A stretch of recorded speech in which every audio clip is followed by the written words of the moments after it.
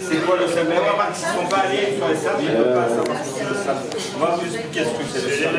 Le sable, ce n'est pas une marque de basket, non.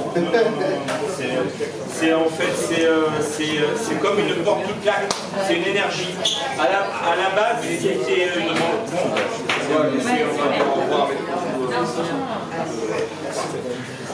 Le sable, c'était une histoire d'amour à la base. C'était un homme qui a accompagné une femme à un endroit, à une après-midi de poésie. Et il s'est fait chier en fait. C'est bien. Hein. Et donc il s'est dit, on va dynamiser tout ça et on va importer la poésie dans des lieux un peu atypiques, dans des bars, dans des lieux atypiques, j'ai tout dit. Il s'appelle comment? Il s'appelle Mark Smith. Et là on dit que c'est pas important. Normalement, voilà, ouais, quand on prononce le nom de Mark Kelly Smith, il demande à ce qu'on dise so what, parce que le mec il est humble.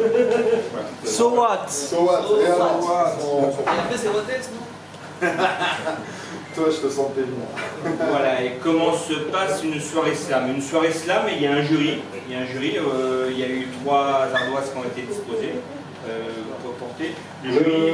Levez la main. Levez la main, jury. 1, 2, 3. Ils sont là, ok. C'est que des hommes. C'est Noël qui a choisi, c'est truqué de toute façon. On s'en fout, le slam c'est truqué. On s'en fout, le slam c'est truqué.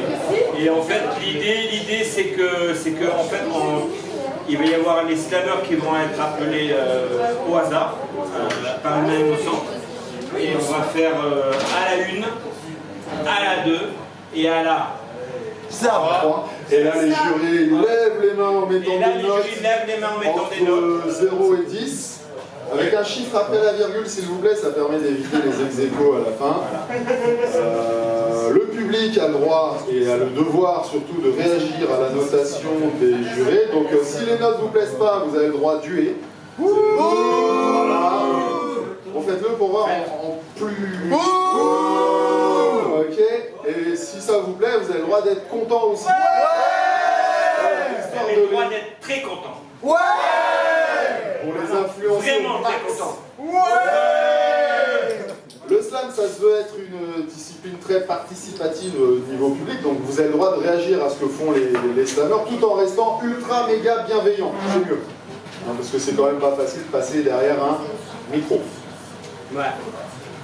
Les règles de base, c'est 3 minutes de temps de parole. À partir de 3 minutes 10 toutes les 10 secondes, il y a un demi-point qui est retiré à la notation finale. Pas de déguisement, sauf si on l'a mis le matin et qu'on est arrivé là après avoir passé toute sa journée avec. À la limite, c'est autorisé. Si j'ai cette tête dès le matin, j'ai le droit de venir avec. C'est ça que je veux dire. Toi, là-bas, je t'attends pour ça. La prochaine fois. Le déguisement. Le matin au soir.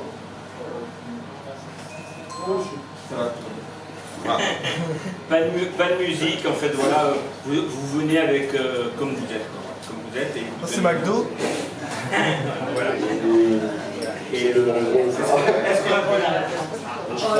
la tradition, on dit un texte dit un verre offert. C'est pour ça que c'est intéressant. Attends, ils n'ont pas suivi. Un texte dit un verre offert. Ouais. Et 2 textes dit Un verre offert.